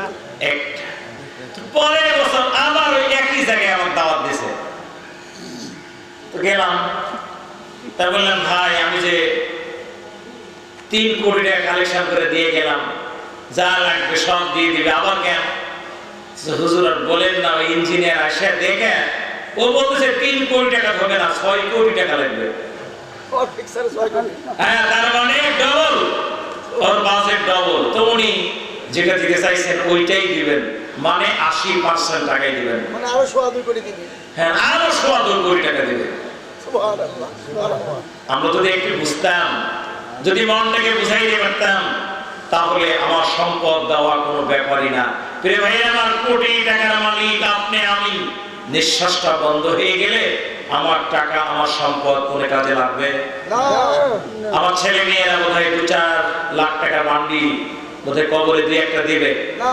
দেবে না? না। ফজলি আমের বাগান করে গেছি, এক খাসি আম ফজলি আম দিয়ে দিবে কবরে, দেবে না? কিছুই দিবে না। তো আপনি কেন এত ব্যস্ত হয়ে পড়েন? কেন আমি এত ব্যস্ত হয়ে পড়ি? আমার আমার আমার মরার সাথে সাথে সব সম্পদ ছেলে নিয়ে উত্তরাধিকারীদের মধ্যে বন্টন নিয়ে অনেকে মারামারি ফাটাফাটি শুরু হয়ে যায়। কি হয় না? বাবা মা শুনতে রেখে ভাইয়েরা বোনের আত্মীয় স্বজনেরা গন্ডগোল শুরু করে দেয়, গ্রামের লোকজন এসে তার ফয়সালা করতে হয়। আমার গ্রামে এক মহিলা মারা গেল কিছুদিন আগে, জানাজা করতে গিয়া দেখলাম যারা লাঠি নিয়ে মারামারি করবে, আমি দাঁড়িয়ে গিয়া চিৎকার দিয়ে ওদেরকে থামাইয়া দিয়া আমি বললাম, তাকায় দেখো তোমাদের মায়ের লাশ, তাকায় দেখো তোমাদের দাদির লাশ, তাকায় দেখো তোমাদের আপনজনের লাশ। একদিন তোমাদের এই জায়গায় হতে হবে, এই জায়গায় তোমাদের কাজটা হবে, কিচ্ছু তোমাদের কাজে লাগবে না। আজকে আমি তোমাদেরকে খুব কড়া ভাষায় অনুরোধ করছি, সঙ্গে সঙ্গে নির্দেশ দিচ্ছি, এখানে যে সমস্ত লোকজন আমরা রয়েছি, এই ফয়সালা এই মহিলাকে দাফন করার পর আমরা করব, তোমরা তোমাদেরকে মানতে হবে। তোমরা মানবে কি মানবে না বলো? দেখলাম তারা সেই জায়গায় জড়সড় হয়ে গেল, তাদের মনটা সংকুচিত হলো, এক পর্যায়ে তারা মেনেও নিয়েছে। আলহামদুলিল্লাহ, বলুন আলহামদুলিল্লাহ। সম্মানিত ভাইয়েরা আমার, সম্মানিত ভাইয়েরা আমার, আমার আপনার বলে কিচ্ছু নাই, আমার আমার বলে কিছু নাই। মৃত্যুর পর আমার সব সম্পদ অন্যের হয়ে যাবে, ছেলে মেয়ে আমার না। আমার স্ত্রীটা যদি বয়স থাকে তাহলে আরেকজনের বউ হইতে বাধ্য হবে। কি বলেন? আমার কি জিনিস? আমার ওইটাই যেইটা আমি আমল করব, যেইটা আখিরাতের জিন্দেগির জন্য আমি কাজ করব। আপনারা এই জায়গায় যারা আছেন, এই মসজিদ বানানোর জন্য আল্লাহর কোন এক বান্দা বলেন তো দেখি, 10,000 টাকা দেব, 10,000 টাকা দেব মসজিদ বানানোর জন্য, নগদ হোক বাকি হোক। যাদের কানে আমার আওয়াজ যাচ্ছে, ওই মোড়ে একটা দোকানে এর থেকে বেশি লোক বসে আছে। কি বলতেছি? এখন অনেক লোক বসে আছে। আপনাদের মধ্য থেকে একজন বলেন, বাবন আপনাদের মধ্য থেকে একজন বলেন যে আমি এই মসজিদ বানানোর জন্য 10,000 টাকা দেব। অনেক জমিওয়ালা লোক আছেন, আপনারা বলেন এই মসজিদে আমি 10 কাঠা জমি দেব। আপনি মরার পর সব জমি তো অন্যের হয়ে যাবে, আপনার তো না। আপনার কবরটাও হবে অন্যের জমিতে। কি বলেন? কি অন্যের জমিতে কবর হবে না? আপনার যেখানে কবর হবে ওই জমির মালিকানা আপনার ওয়ারিশেরা না? ঠিক ঠিক। আপনার ওয়ারিসদের ওই জমির মালিকানা, আপনার আর কিছু নাই। কাজে আপনি একটু 10 বিঘা জমি ছেলে মেয়ের জন্য রাখেন, 11 বিঘার মধ্যে 1 বিঘা আপনার জন্য রাখেন। আপনার 2 বিঘা জমি আছে, 5 কাঠা আপনি আল্লাহর ঘরে দিয়ে এটা আপনার জন্য রাখেন। বাদ বাকি আপনার ওই ছেলেদের মেয়েদের জন্য ওয়ারিসদের জন্য রাখেন। একটু মনকে বুঝান তো দেখি ভাই, এই মসজিদ করার জন্য টাকার অভাব হবে না। একজন আল্লাহর বান্দা বলেন যে আমি 10,000 টাকা দেব, আমি তার জন্য প্রাণ করে দোয়া করব। প্রথমত আমার কাছে এসেছে জনাব হোসেন আলী আলহাজ আব্দুর রহমান চান্দপাড়া, নগদ 500, বাকি 500, এই মিলে 1000। বলেন মারহাবা, জোরে বলেন না মারহাবা, আরো জোরে বলেন মারহাবা। আল্লাহ তাআলা দান কবুল করে নাও, অনেক হেদায়েত করে দাও, আসমানি জমিনে বালা দূর করে দাও। আমজাদ হোসেন আল্লাহ তাআলা আজকের সভাপতি, উনি 1000 টাকা দান করেছেন। আল্লাহ এই দানকে কবুল করে নাও, নেক হেদায়েত করে দাও, দ্বীনের খাদেম হিসাবে কবুল করে নাও, আমিন। মা বোনদের মধ্য থেকে আল্লাহ তাআলা 2000 টাকা দান করলো, মাওলা কবুল করে নাও, নেক হেদায়েত করে দাও, আসমানি জমিনে বালা দূর করে দাও, আমিন সুম্মা আমিন। আবার ভাতিজা তালহা 7200 টাকা দান করেছে। বলেন মারহাবা, জেনে বলেন মারহাবা। 7200, আর যদি 10,000 করতে কত লাগবে? 2800 এটা দেওয়া যাবে না? 5 বস্তা সিমেন্ট। জেনে বলেন মারহাবা। তার মানে হয়ে গেছে না 3500? চিৎকার দিয়ে কার মারহাবা। একটু দোয়া করবো, কি আপনারা রাগ করবেন নাকি? আল্লাহুম্মা আমিন, রব্বুল আলামিন। আমার বন্ধুগণ, যার মরহুম মাগফুর লুৎফর রহমান আজকে দুনিয়া থেকে বিদায় নিয়েছেন, তার সুযোগ্য সন্তানেরা আল্লাহ তাআলা আস্তাগফার তাআলা 10,000 টাকার মূল্যের দান করেছেন, 7,000 টাকা নগদ। আল্লাহ রাব্বুল আলামিন আর 5 ব্যাগ সিমেন্ট মেহেরবানি করে দান তার কবুল করে নাও। আল্লাহ নেক হেদায়েত করে দাও, ছেলে মেয়ে পরিবার সকলকে দ্বীনের পথে, ইসলামের পথে কবুল করে নাও।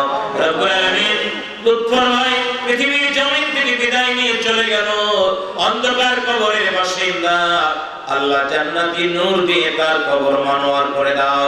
আল্লাহ কবরটাকে জান্নাতের বাগান বানিয়ে দাও। আল্লাহ তার বিধবা স্ত্রী, তাকে রব্বুল আলামিন ঈমান নিয়ে জীবন জিন্দেগি দান করো। রোগবাদী অসুখ আল্লাহ মাফ করে দাও, গোটা পরিবারের প্রতি রহম নাযিল করো। আমার ভাতিজা তালহা, ছেলে মেয়ে স্বামী স্ত্রী, আল্লাহ সংসার জীবন সুখময় করে দাও। কিয়ামতের দিন তোমার নবীর সুপারিশ দিয়া বিনা হিসাবে জান্নাত নসিব করো। বলেন আমিন আমিন। জনাব গোলাম রব্বানী আল্লাহ তাআলা শ্যামপুর বাড়ি, মুকিমপুর বাড়ি 1 মণ ধান দান করেছে, মাওলা কবুল করে নাও। আল্লাহ নেক হেদায়েত করে দাও, আসমানি জমিনে বালা দূর করে দাও। আব্দুল কাদের শ্যামপুর বাড়ি আধা মণ ধান, এও পরকালে আল্লাহ পায় সম্মান, আমিন আমিন। জনাব হাফিজুর রহমান কুন্দ আমাসনাবাদ, আজকের এই মাহফিলের বিশেষ অতিথি জনাব হাফিজুর রহমান কুন্দ নগদ 500 টাকা দান করেছে। কেশরহাটের আল্লাহর দ্বীনের এই খাদেম, আল্লাহ তাআলা দান কবুল করে নাও, নেক হেদায়েত করে দাও, আসমানি জমিনে বালা দূর করে দাও। আল্লাহ দুনিয়া আখিরাতের জিন্দেগি ধন্য করে দাও, আমিন আমিন। আনোয়ার নামে এক ভাই আল্লাহ 1 ব্যাগ সিমেন্ট দান করলো, মাবুদ কবুল করে নাও। আজিজ জওয়ান 1 ব্যাগ সিমেন্ট দিয়েছে, আল্লাহ কবুল করে নাও। মেহেদী হাসান 500 টাকা, আল্লাহ কবুল করে নাও। নুরুল ইসলাম 500 টাকা, আল্লাহ কবুল করে নাও। ওসুরানি রব্বুল আলামিন 10 কেজি ধান কবুল করো, পাক সুবহান। আলমগীর 1000 টাকা, আল্লাহ তার ঈমান করে দেও পাকা। আইনাল 1 ব্যাগ সিমেন্ট দিল, এও পরকালে আল্লাহর কথারে ভালো। মাইজান নামে একজন নগদ 200 বাকি 200 টাকা, আল্লাহ তার ঈমান করে দেও পাকা। শহীদুল ইসলাম আল্লাহ তাআলা সোনার পড়াবাড়ি 1 ব্যাগ সিমেন্ট দান করেছে। মোহাম্মদ আলী 1 ব্যাগ সিমেন্ট, ফাতেমা বোন 1 ব্যাগ সিমেন্ট, আল্লাহ উভয়ের এই সিমেন্টকে তুমি কবুল করে নাও। আর বাকিতে 253 টাকা দান কবুল করো, পাক সুবহান, আমিন আমিন আলামিন। আল্লাহ তাআলা মল্লিক আলী কুরবানি 400 টাকা, আল্লাহ তাআলা ঈমান করে দেও পাকা। আজগর আলী ভাই আমার 100 টাকা 1 ব্যাগ সিমেন্ট কবুল করো, আল্লাহ কবুল করো, হেদায়েত করো, আমিন। রবিউল ইসলাম 500 টাকা আল্লাহ তার ঈমান করে দেও পাকা জনাব জাহিদ 500 টাকা আল্লাহ ঈমান করে দেও পাকা মুসাম্মিল রব্বুল আলামিন 500 টাকা দিল উপর গালে আল্লাহ রেখো তারে ভালো বাহারালি মাস্টার শ্যামপুরে বাড়ি 500 টাকা আল্লাহ তার ঈমান করে দেও পাকা আবু হাসান ভাই আমার 500 1000 টাকা আল্লাহ তার কবুল করে নাও নেক দাস করে দাও মাসুম 200 টাকা আল্লাহ কবুল করে নাও আহসান হাবিব রব্বুল আলামিন 500 টাকা আল্লাহ তার ঈমান করে দেও পাকা সুবহান সুবহান আব্দুস সুবহান মালু চান্দপাড়া 100 টাকা আর এক ব্যাগ সিমেন্ট দিল এও পরকালে আল্লাহ রে কথারে ভালো মুতাহারা নামে এক বোন আর চান্দপাড়া 100 টাকা আর এক ব্যাগ সিমেন্ট দিয়েছে মাওলা তুমি কবুল করে নাও রেহানা নামে এক বোন একটা মুরগি দিল এও পরকালে আল্লাহ রে কথারে ভালো জোরে বলেন আমিন সম্মানিত ভাই আমার সম্মানিত মা এবং বোনেরা আরো আছে মাশাআল্লাহ মাশাআল্লাহ জাযাকাল্লাহ বারাকাল্লাহ আইয়াদাকাল্লাহ নাম বলে নাই 1400 টাকা চিৎকার দিয়ে কাল মারহাবা রব্বুল আলামিন তুমি দান কবুল করে নাও আল্লাহ নেতরস করে দাও দুনিয়া আখিরাতের জিন্দেগি আল্লাহ তুমি ধন্য করে দাও বলে না আমিন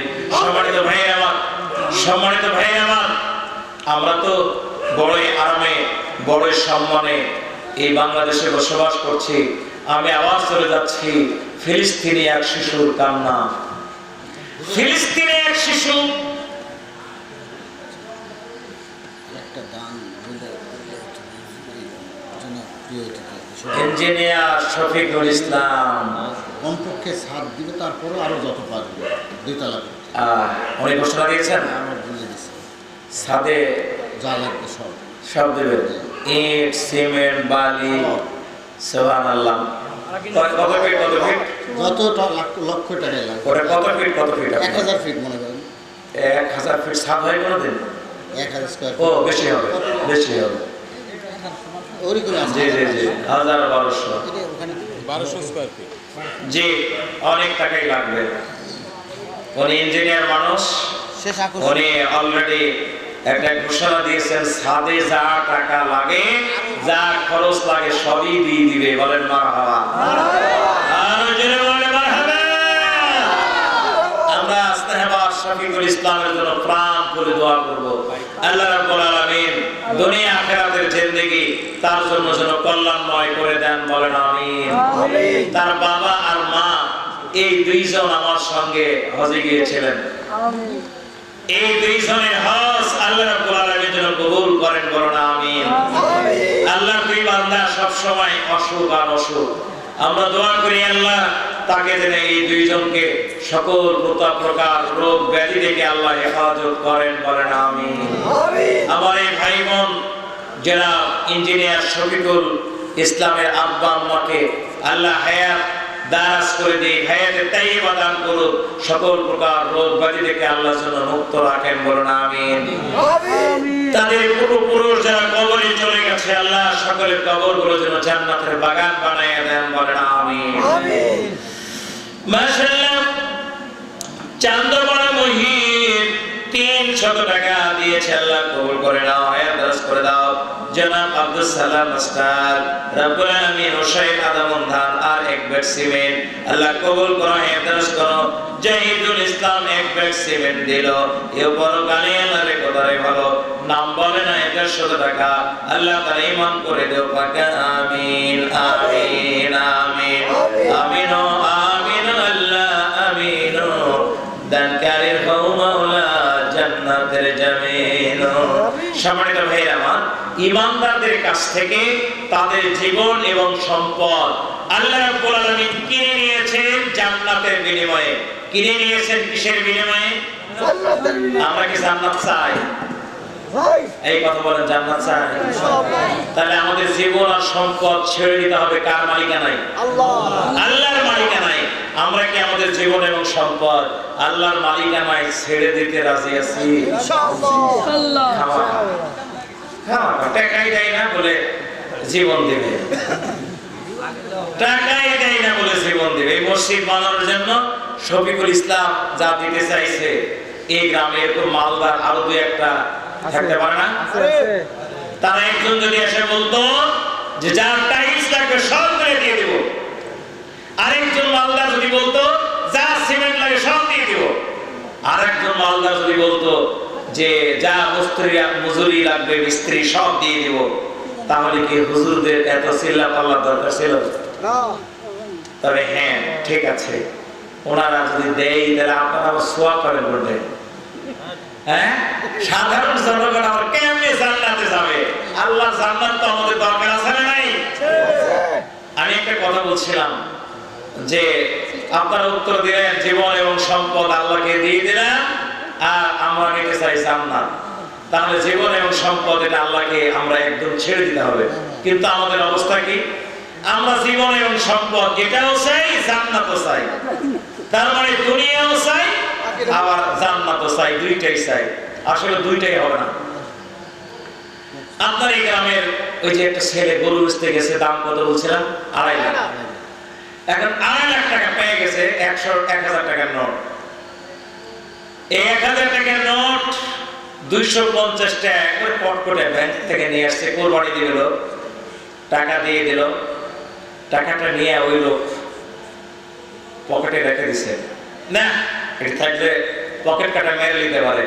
তখন নিয়ে কাপড় এই পাঞ্জাবিটা ছেড়ে একবার কোমরে সুন্দর করে গুজিছে, গুজে এই কি বলে গামছা দিয়ে শক্ত করে বাঁধিছে, ছিনতাইকারী আর খুঁজেও পাবে না। এবার গরুটা যিনি কিনে নিয়েছেন তাকে দিতে হবে না? এই কথা বল না, কিন্তু এই বলতেছে ভাই ভাই ভাই আমি গরু দিব না। কাঁদতেছে, হাওয়া করে কাঁদতেছে, আমি গরু দিব না। কেন দিব না তুমি? বলে আমি 1 বছর ধরে এই গরু যেভাবে লাড়িয়া সাড়িয়া দাও ধোয়া খাওয়া পড়ায় বড় করেছি, আমি গরু দিব না ভাই, দিব না ভাই, দিব না ভাই বলে হাওয়া করে কান্নাকাটি একটু। এখন যিনি কিনেছেন এই লোকটা যদি ভদ্র হয় তাহলে বলবে ভাই তাহলে আপনি গরু নিয়ে যান আর টাকাটা আমাকে ফেরত দেন, বলবে না? কি কথা বল ভাই, গরু আপনি দিবেন না, যখন দেন না নিয়ে চলে যান, টাকাটা আমাকে দিয়ে যান। এখন এই লোকটা আরো জোরে কান্না শুরু করছে, ভাই যে টাকার টাকা, আমি টাকা দিব না ভাই, আমি টাকা দিব না ভাই। গরুর দড়িও ধরছে, আমার টাকাও একেবারে গামছা দিয়ে শক্ত করে বাঁধে ধরে আছে। ও গরুও দিবে না, টাকাও দিবে না। এক হাতে টাকার জায়গা চাপা ধরেছে, এক হাতে গরুর দড়ি ধরেছে। এবার কি হবে বলেন? পাশের আশেপাশের লোকেরা এবার বলছে ভাই তুমি টাকাও দেবে না, গরুও দেবে না, দুটেই যখন চাও তাহলে 3 নম্বর আরেকটা নাও, এই কয়েকটা কিল ঘুষি তোমাকে আমরা দিব। চারিদিক থেকে কিল আর ঘুষি শুরু হয়ে গেল। কি দুঃখের জ্বালাই গরুর দড়িটা ছাড়িয়ে দিল। লাভ কি হলো? কিল ঘুষি। লাভ কি হলো? এই কথা বললে কে? লাভ কি হলো? কোন মুসলমান যদি পরকালও চায় আখিরাতও চায়, দুইটাই চায়, তাহলে এর সঙ্গে হবে কিল ঘুষি। এই কথা বলেন না কেন? আজ পৃথিবীর মুসলমানরা মার খায় কেন? ফিলিস্তিনের মুসলমান বারবার তারা যুদ্ধের কবলে পড়ে কেন? দুনিয়ার মুসলমানদের উপর কেন কাফের বেঈমানদের এত নির্যাতন? কারণ একটাই, দুনিয়ার মুসলমানেরা তারা দুনিয়াও চায় আখিরাতও চায়। দুইটা চাওয়ার কারণে তারা আজকে মার খাচ্ছে। কিন্তু বিশ্বনবীর সাহাবীরা তারা চেয়েছিল আখিরাত। তারা কি চেয়েছিল? পরিষ্কার জানতে পেরেছে শহীদ, এই যুদ্ধে গেলে আমি শহীদ হব। যায়েদ বিন হারেস, জাফর ইবনে আবু তালিব, আব্দুল্লাহ বিন রাওহা জানার পরেও তারা যুদ্ধের ময়দানে গিয়েছে। মুসলমানদের বিজয় হয়েছে, গোটা বিশ্ব মুসলমান জয় করেছে।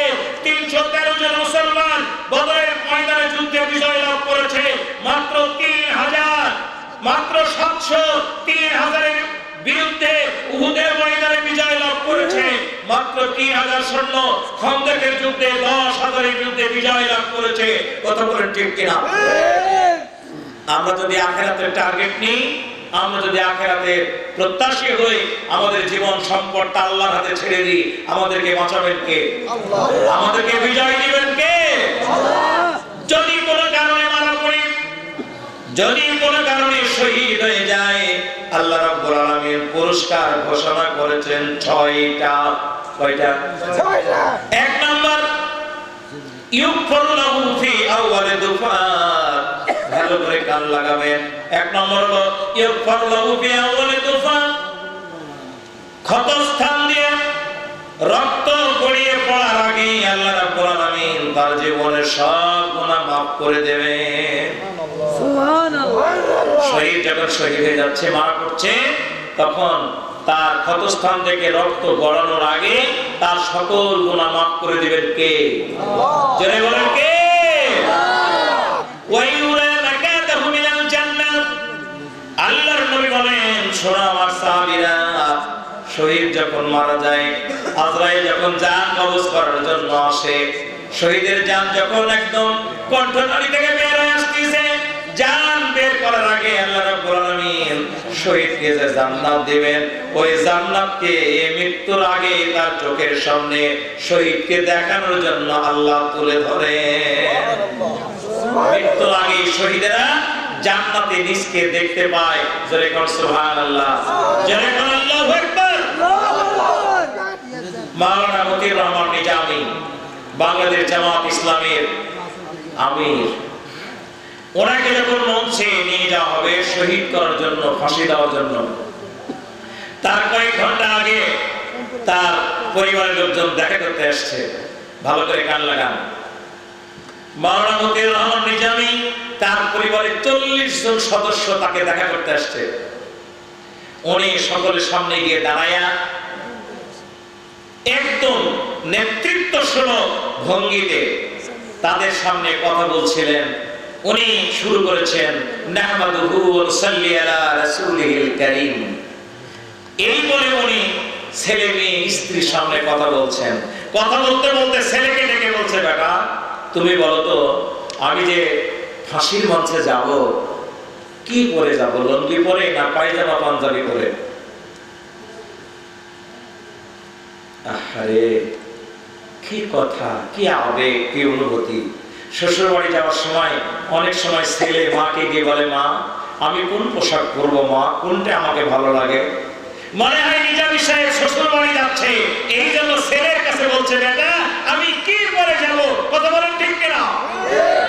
তার আবেগ, তার অনুভূতি, তার চাওয়া পাওয়া কি। নিজামী সাহেবের ছেলে বলছে, আব্বু আপনি পায়জামা পাঞ্জাবি পরে ফাঁসির মঞ্চে যাবেন। আল্লামা মতিউর রহমান নিজামী সাহেব উনি শেষ পর্যন্ত হাসি খুশি মনে পায়জামা পাঞ্জাবি পরে উনি ফাঁসির কাষ্ঠির দিকে আস্তে আস্তে হেঁটে চলে যাচ্ছিলেন। জয় কান আল্লাহু আকবার, জয় কান আল্লাহু আকবার। এটা এভাবেই সম্ভব, এটা এই কারণেই সম্ভব, যখন শাহাদাতের পেয়ালা পান করছেন তার পূর্বেই তিনি দেখতে পাচ্ছেন এই শাহাদাতের পর আল্লাহ পাক আমাকে সেই জায়গা দান করবেন, ওই জায়গা পৃথিবীর নয়, দুনিয়ার নয়, আল্লাহর জান্নাতের সর্বোচ্চ স্থান, আল্লাহর সর্বোচ্চ জান্নাত আল্লাহ পাক আমাকে দিবেন। ওই জায়গায় আল্লাহ আমাকে রাখবেন, ওই জায়গাটাকে দেখাচ্ছেন। আর দেখতে দেখতেই তিনি ফাঁসির মঞ্চে হাসতে হাসতে এগিয়ে যাচ্ছেন। এই কারণে হওয়া সম্ভব, ঠিক কিনা বলেন? শহীদেরা মৃত্যুর পূর্বে দেখতে পায় জান্নাত, আল্লাহর নবী ঘোষণা দিয়েছেন। 3 নম্বর, ওয়ায়ুজারু মিন আযাবিল কবর, শহীদের কবরে কোনো আযাব হবে না, শহীদের কবর কোনো কষ্ট দেবে না। শহীদদেরকে কবরে যাওয়ার সঙ্গে সঙ্গে শহীদের সব দায়িত্ব নেবেন কে? আল্লাহ। ওয়ায়ুজারু মিন আযাবিল কবর ওয়া ইউমানু মিন ফাজিল আকবার। 4 নম্বর হলো আল্লাহ রাব্বুল আলামিন শহীদকে কবর থেকে কিয়ামত পর্যন্ত যত সমস্যা, মিজান ফুলসিরাত যত জায়গা রয়েছে সব জায়গায় আল্লাহ পার করে দেবেন। সুবহানাল্লাহ। ওয়ায়ুজাউ রাসান তাজাল ওয়া কারিয়াকুদাউ খায়রুম মিনাদ দুনিয়া ওয়া মা ফিহা। 5 নম্বর যেটা, আল্লাহ পাক শহীদকে একটা টুপি পরিয়ে দিবেন, যে টুপির দামটা এই আকাশ জমিন গোটা বিশ্ব জগৎ সব বিক্রি করলো ওই টুপির দাম হবে না। লোকেরা তাকায় দেখে তারা নিশ্চিত হয়ে যাবে শহীদ এর বিনা হিসাবে জান্নাতি। জোরে বলেন আল্লাহু আকবার। আল্লাহু আকবার। 6 নম্বর যেইটা সেইটা দুই ভাগে বিভক্ত। 6 নম্বরটা দুই ভাগে বিভক্ত। আল্লাহর নবী বলেছেন ওয়ায়াজাওয়াজু সিনতাইনে সাবিনা জাওজাতাম মিনাল হুরুল ইন। কবরে আখিরাতে জান্নাতে সাধারণ জনগোষ্ঠীকে সাধারণ জান্নাতীদেরকে আল্লাহ 70টা স্ত্রী দেবেন, আর যারা শহীদ হবে এদেরকে আল্লাহ রাব্বুল আলামিন স্ত্রী দান করবেন 72টা। কয়টা? 72। সাধারণ জান্নাতীদেরকে আল্লাহ স্ত্রী দিবেন কয়টা? 70টা। বলে হুজুর এতগুলা বউ আমি কি করব? দুনিয়ায় যদি কারো 2টা 3টা 4টা বউ হয় তাহলে ওই বাড়িতে ফিতনা শেষ নাই। কি মনে করেন আপনারা? একাধিক বউ কোন স্ত্রী মেনে নেয় না। কি বলে মেনে নেয়? অধিকাংশ গুলাই প্রত্যাখ্যান করে বসে, এটা নিয়ে ঝামেলা করে। কিন্তু জান্নাতে পুরুষদেরকে আল্লাহ স্ত্রী দান করবেন। জান্নাতি পুরুষকে সাধারণ পুরুষকে স্ত্রী দিবেন কয়টা? 70।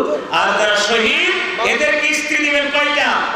আরো 2টা বেশি, 72টা স্ত্রী। শহীদ 72টা স্ত্রী পাইলো, জান্নাত পাইলো, জান্নাতের সব নিয়ামত পাইলো, কিন্তু খুশি না। এই যখন খুশি হতে পারছে না, ওর না খুশির কারণ কি পৃথিবীর কোন মানুষ না জানলো, জানে কে? আল্লাহ রাব্বুল আলামিন জানেন। কারণ শহীদ তো জান্নাতে আসলো, শহীদের বাবা জাহান্নামী হতে পারে, শহীদের স্ত্রী জাহান্নামী হতে পারে, আত্মীয়স্বজন জাহান্নামী হতে পারে, না পারে না? শহীদ জান্নাতে যাবে, স্ত্রী ছেলে মেয়ের পরিবার জাহান্নামে চলে যদি যায় তাহলে তো ভালো লাগবে না। এই জন্য আল্লাহ রাব্বুল আলামিন শহীদকে বলবেন ও শহীদ ওয়ায়ুশাব্বাহু সাবিনা মিন আকরামা।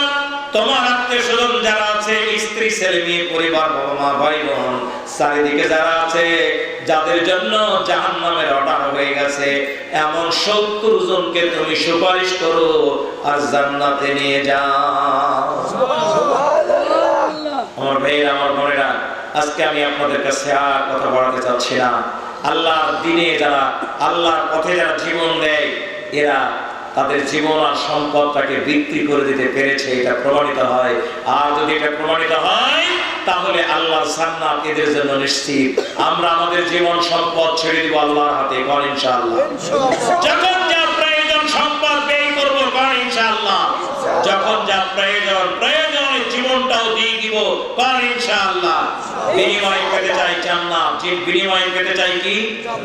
যারা বলেন বিনিময় পেতে চাই কি? এই জমিন কার? কথা বলেন কার? এই সৃষ্টি জগৎ সৃষ্টি কার? সুতরাং এই জমিনে আইন চলবে কার? ও মানুষ, ও আমার প্রিয় এলাকাবাসী, আমরা আল্লাহর জমিনে আল্লাহর আইন প্রতিষ্ঠা করতে চাই। বলুন ইনশাআল্লাহ, বলুন ইনশাআল্লাহ। আল্লাহর আইন কায়েমের জন্য যারা কাজ করে আল্লাহ তাদের পুরস্কার দিবেন 3টা। কয়টা পুরস্কার দিবেন? কথা বলেন, কয়টা পুরস্কার দিবেন? আল্লাহর আইন কায়েমের জন্য যারা কাজ করে আল্লাহ এদেরকে 3টি পুরস্কার দিবেন। 1 নম্বর পুরস্কার তুনজিকুম মিন আযাবিন আলীম। আল্লাহ জাহান্নামের শাস্তি থেকে বাঁচাবেন। চিৎকার দিয়ে বলেন আল্লাহু আকবার। এই পুরস্কার ছোট না বড়? দরকার আছে না নাই? এই যারা কথা কয় নাই বলেন দরকার আছে না নাই? 2 নম্বর পুরস্কার ওয়ায়াগফির লাকুম যুনুবাকুম। আল্লাহর দ্বীন কায়েমের জন্য যারা কাজ করবে, আল্লাহর দ্বীনের যারা কর্মী হবে, আল্লাহ পাক ঘোষণা দিলেন, ও বান্দা তোমাদের যত গুনাহ আছে সব গুনাহ আমি আল্লাহ মাফ করে দেব। সুবহানাল্লাহ। 3 নম্বর পুরস্কার যেটা ওয়ায়ুমকিনকুম জান্নাত। আমার দ্বীন কায়েমের আন্দোলনের কর্মী যারা হবে এদেরকে জাহান্নাম থেকে বাঁচাবো, এদের জীবনের গুনাহ মাফ করে দিব। আর 3 নম্বর আমি আল্লাহ রাব্বুল আলামিন এদেরকে জান্নাতে প্রবেশ করাবো। সুবহানাল্লাহ। এই 3টা পুরস্কারের দরকার আছে না নাই? আমরা কি 3টা পুরস্কার চাই? কথা বলেন চাই? আমরা আল্লাহর এই জমিনে অনেকের দল করেছি, মতকে বাস্তবায়ন করার চেষ্টা করেছি, অনেক পার্টি করেছি। এখন থেকে পার্টি করব কোরআনের পার্টি। এখন থেকে দল করব আল্লাহর দল। কথা বলেন রাজি কিনা? এখন থেকে দল করব